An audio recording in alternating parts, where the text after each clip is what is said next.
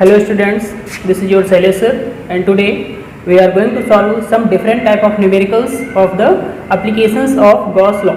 Okay, so the first numerical of the applications of Gauss law is an electric dipole consists of charges plus minus 2 into 10 to the power minus 8 coulomb separated by a distance of 2 millimeter. It is placed near a long line charge of density 4 into 10 to the power minus 4 coulomb per meter as shown in figure, such that the negative charge is at a distance of 2 cm from the line charge.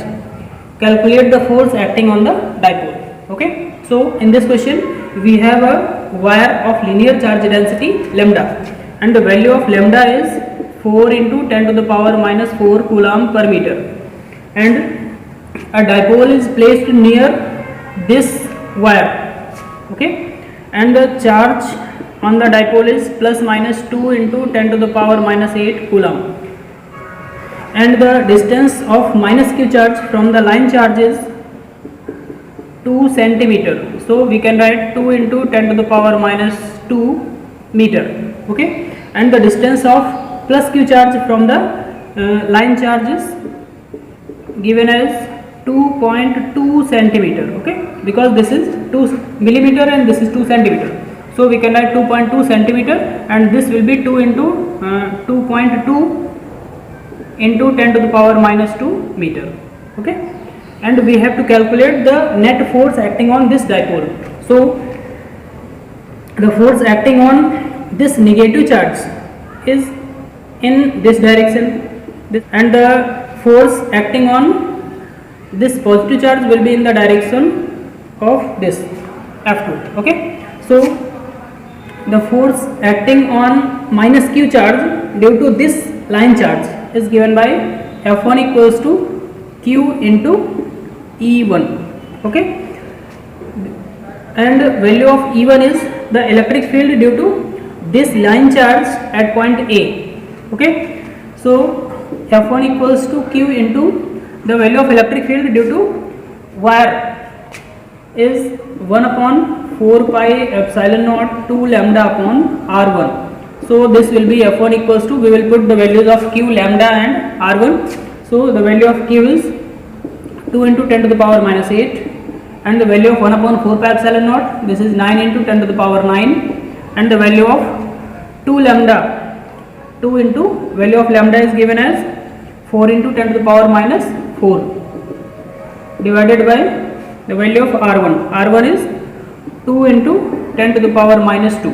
Okay, so we will solve this. This will be 872 into 10 to the power minus 1. Okay, this is the value of F1. So we can write it as 7.2 Newton. Okay, now we will calculate the force acting on the plus q charge. So there will be force F2, and the value of F2 will be q into E2. Okay, so F2 equals to q into, and the value of E2, this will be 1 upon 4 pi epsilon naught 2 lambda upon r2.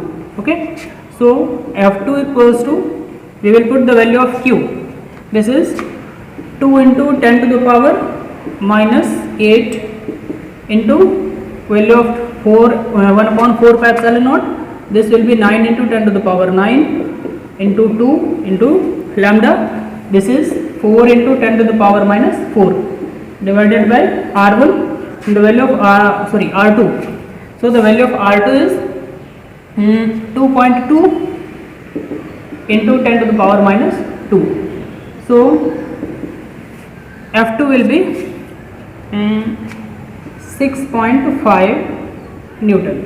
Okay, after solving this we find that the value F2 is 6.5 Newton. Now we have to calculate the net force acting on this dipole. So the F net, value of net force acting on this dipole is F1 minus F2, because both are acting in opposite directions. So F net equals to F1, this is 7.2 minus F2, this is 6.5. So net force acting on this dipole is 0.7 Newton. Okay, this is the final answer of this question. Okay, now we will discuss next question. Now in this question, an infinitely long positively charged wire has a line charge density lambda coulomb per meter. An electron is revolving around the wire as its center with constant velocity in a circular plane perpendicular to the wire. We have to calculate the time period of revolution of the electron, kinetic energy of the electron, and we have to plot a graph between kinetic energy as a function of linear charge density. Okay, so here this is a wire of linear charge density lambda. Suppose this is a charged wire and electron is revolving around this wire in such a way that the wire is situated at its center and plane of the revolution is perpendicular to the wire. Okay, so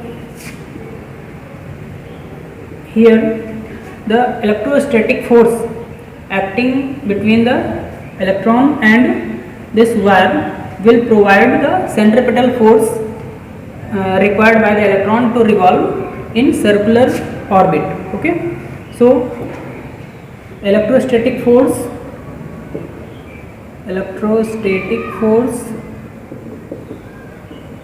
equals to centripetal force.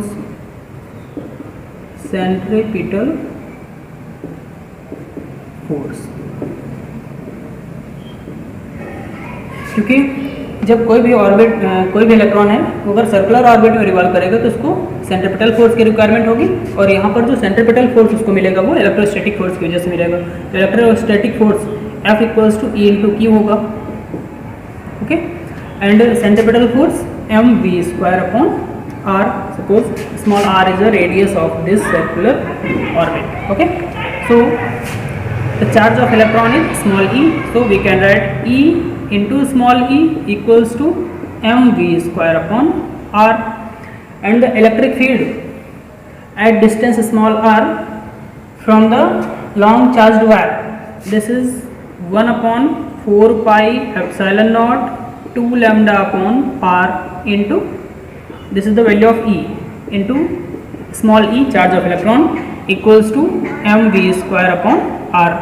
So r will be cancelled and the value of v square, this will be 1 upon 4 pi epsilon naught 2 lambda e, and m will be at this. So v square equals to 1 upon 4 pi epsilon naught 2 lambda e upon m. Okay,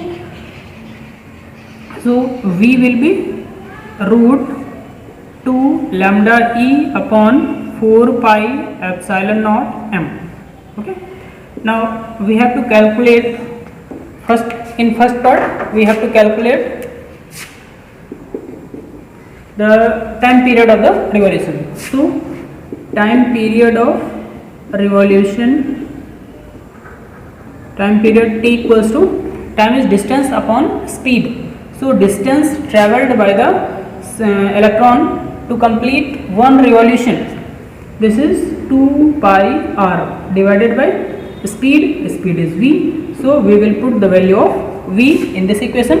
So this will be 2 pi r into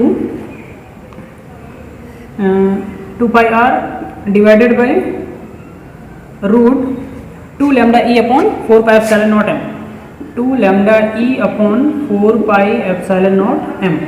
So t will be 2 pi r root 4 pi epsilon naught m upon 2 lambda e. This is the time period of revolution. Okay, now the next second part is kinetic energy. So kinetic energy is given by half mv square. Okay, So we will put the value of v square. So v square is 1 upon 4 pi epsilon naught 2 lambda e upon m. So m will be cancelled and 2 will also be cancelled. So kinetic energy equals to lambda e upon 4 pi epsilon naught. This is the kinetic energy of the electron. Okay. Now the third part is plot a graph of kinetic energy as a function of lambda. Okay. So here we see that kinetic energy is directly proportional to the linear charge density. Okay. So we will put the graph between kinetic energy and linear charge density. So the third part, that is part C, this will be the graph, and in this direction we take linear charge density and in y axis we take kinetic energy. So the graph will be straight line because kinetic energy and linear charge density both are directly proportional to each other. So this is the final answer of this question. Okay. Now we will solve the next question.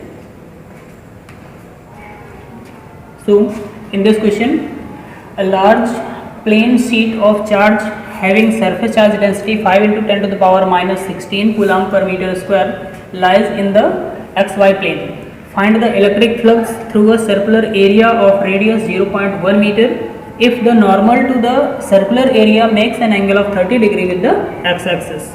Okay. So here we consider this is x-axis, this is y-axis and this is z-axis. Okay. And a plane charge sheet lying on yz plane. Suppose this is a charged sheet lies on yz plane. So the electric field due to this sheet is perpendicular to this plane. So the direction of electric field will be in this direction, means in z direction. Okay.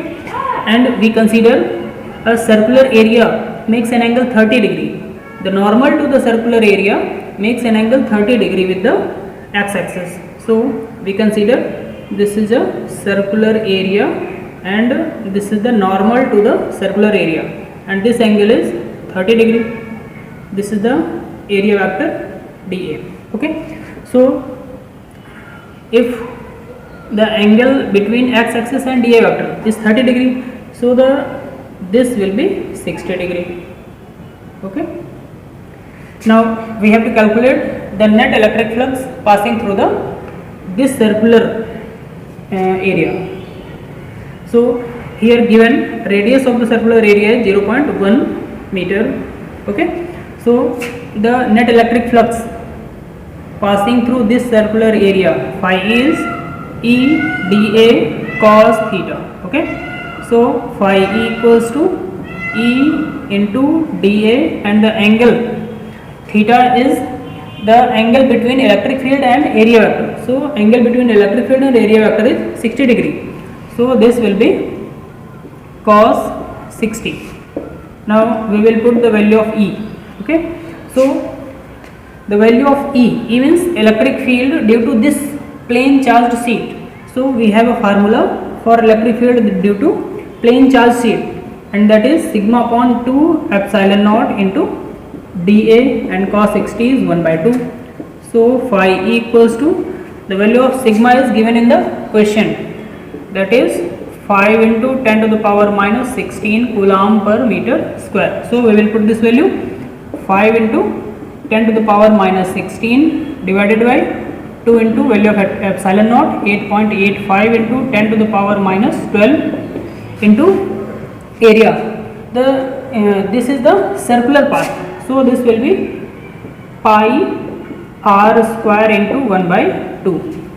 So phi equals to this will be 5 into 10 to the power minus 16 divided by 2 into 8.85 into 10 to the power minus 12 into pi 3.14 into radius 0.1 to the whole square into 1 by 2. Okay. So after solving this whole value, we will find the answer, that will be 4.44 into 10 to the power minus 7 Newton meter square per coulomb. This will be the final answer of this question. Okay, now we will solve next question. Now in this question, a particle of mass 5 into 10 to the power minus 6 gram is kept over a large horizontal sheet of charge density 4 into 10 to the power minus 6 coulomb per meter square. What charge should be given to this particle so that if released it does not fall down? It does not fall down. How many electrons should be removed to give this charge? Okay, so here the mass of the particle is 5 into 10 to the power minus 6 gram. So we will write it in kilogram, that is 10 to the power minus 9 kilogram. Okay, and the surface charge density of the sheet is 4 into 10 to the power minus 6 coulomb per meter square, and we have to calculate the charge and number of electrons removed from the particle. Okay, so here we consider this is a plain sheet, plain charged sheet, and a particle is situated at this point. So the weight of the particle will be act in downward direction, and if it will be in equilibrium, means it will not fall, then the force, electric force, will act in upward direction. So this will be in upward direction, that is F, and the value of F is E into Q. Okay, so for the equilibrium condition, electrostatic force and weight both will be equal. So for equilibrium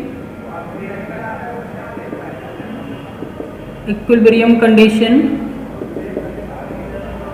the electrostatic force, that is EQ, equals to the weight of the particle, that is mg. Now E is the electric field. So at this point the electric field due to this plane sheet is sigma upon 2 epsilon naught. Okay, so this is Q equals to mg. Now we have to calculate the value of Q. So this will be mg upon sigma into 2 epsilon naught. So the value of Q will be m. Mass of the particle is 5 into 10 to the power minus 9, and the value of G, that is 9.8 into 2, and the value of epsilon naught, this is 8.85 into 10 to the power minus 12, divided by the value of sigma, this is 4 into 10 to the power minus 6. So the value of Q will be 2.16 into 10 to the power minus 13 coulomb. Okay, this is the value of charge. Now we have to calculate the number of electrons removed from this particle. So Q equals to Ne. We know this is the formula for charge, Q equals to Ne. So N equals to Q by E. So we will put this value of Q, this is 2.16 into 10 to the power minus 13, divided by value of E, that is 1.6 into 10 to the power minus 19. So after solving we find the value 1.355 into 10 to the power 6. This is the final answer of this question. Now we will take a next question. Now in this question, a spherical conducting shell of inner radius r1 and outer radius r2 has a charge capital Q. A charge small q is placed at its center, and we have to calculate the surface charge density on inner and outer surface of the shell. Okay, so we consider a spherical shell whose inner radius is r1 and outer radius is r2. Okay, and this is the material of the sphere, spherical shell. So a small q charge is placed at its center and capital Q charge is distributed over its surface. So capital Q is distributed in outer surface. Okay, this is capital Q charge, and this is plus Q charge situated inside. So due to induction in the inner surface, the minus Q charge is induced. Okay, at the inner surface minus Q charge is induced. Okay, so for first part we have to calculate the surface charge density on inner and outer surfaces. So for inner surface,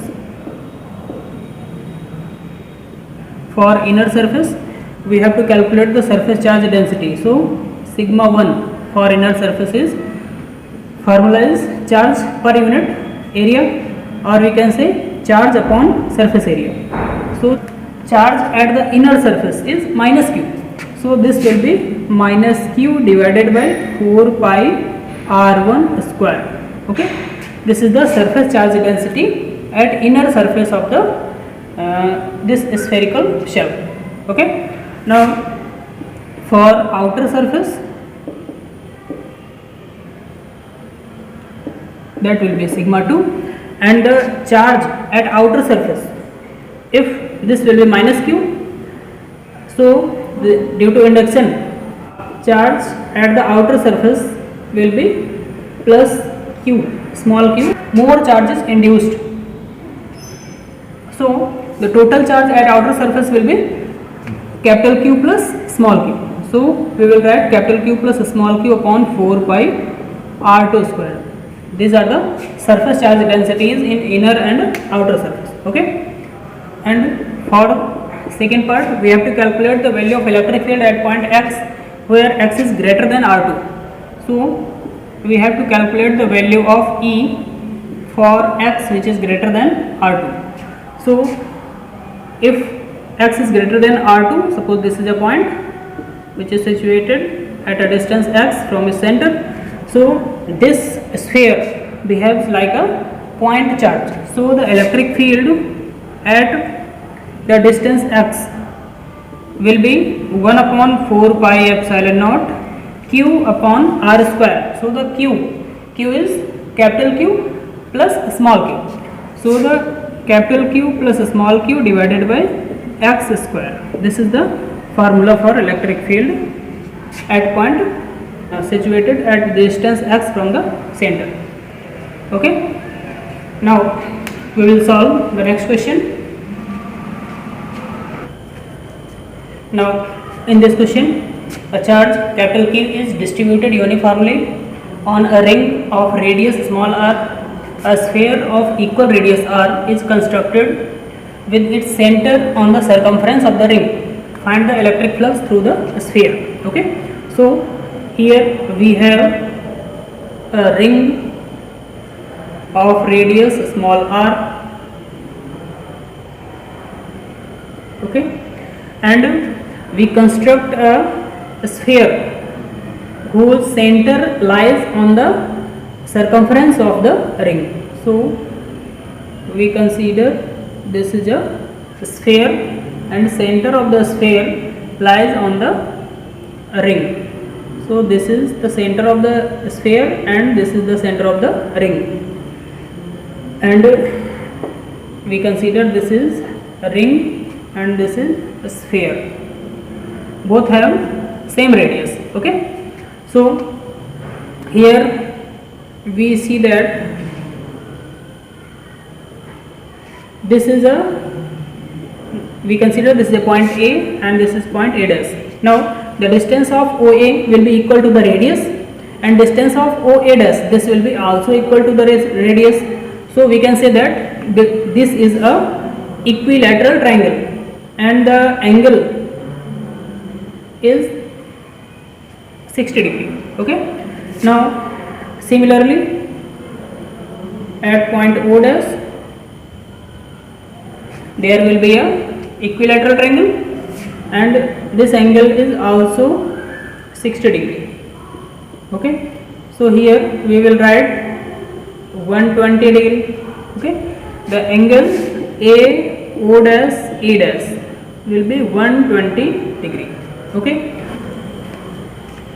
If the angle AO dash E dash is 120 degree, then we can say that this will be also 120, and the 1/3 part of the circumference of this ring lies inside the sphere. So we can say that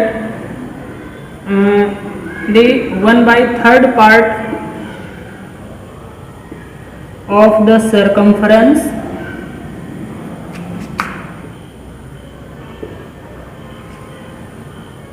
of the ring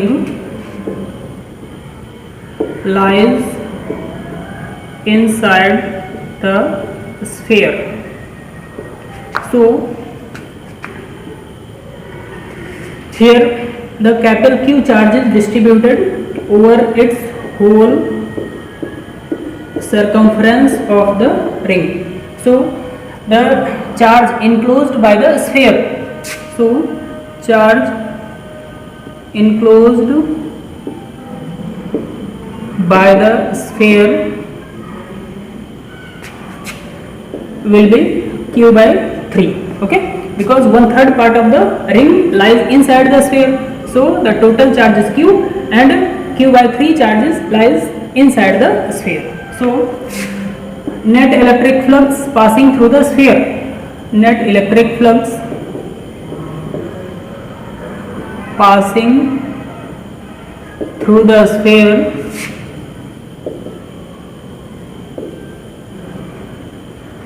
will be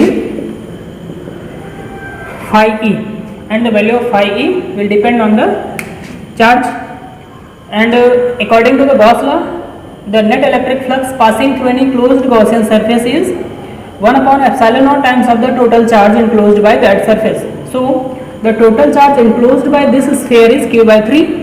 So we can write the net electric flux passing through this surface is Q by 3 epsilon naught. This is the final answer of this question. Okay. Now in this question, 3 concentric metallic shells of radii r, 2r, 3r are given charges q1, q2, q3 respectively. It is found that the surface charge densities on the outer surfaces of the cells are equal. Then find the ratio of the charges given to the cells. So we have to calculate the ratios of q1, ratio q2, ratio q3. Okay. So here we consider this is a spherical cell of radius capital R, and the second spherical cell is this of radius 2r. Okay, and we consider this is third spherical cell of radius 3r. Okay, the radius of this spherical cell is 3r. Okay, now the charges given to these spherical cells are q1, q2, q3, and surface charge densities of these spherical cells are same. So here the surface charge density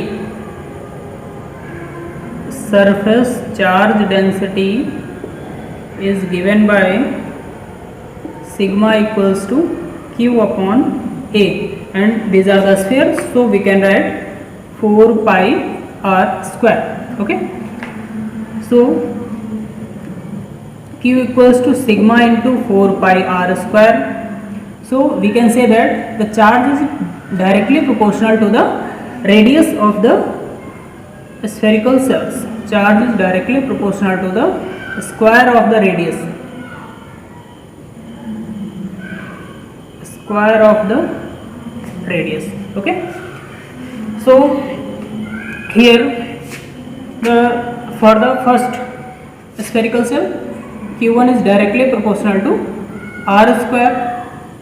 For second spherical cell, Q2 is directly proportional to 2R to the whole square. So we can say that Q2 is directly proportional to 4R square. Okay. Now for Q3 we can say that Q3 is 3R. So here this will be 9R square. This is equation 3rd. Okay. So from equation 1, 2 and 3, Q1 is directly proportional to R square, Q2 is directly proportional to 4R square, and Q3 is directly proportional to 9R square. Similarly, we can say that if Q1 is Q, then Q2 will be 4Q and Q3 will be 9Q. Okay. Now we see that this spherical cell lies inside the second spherical cell. So due to induction, minus Q charge is induced in the second spherical cell in inward surface. Okay. So minus Q charge is induced, and in this outer spherical cell, minus 4Q charge is induced in inner side the spherical cell. Okay. So the charge at first sphere.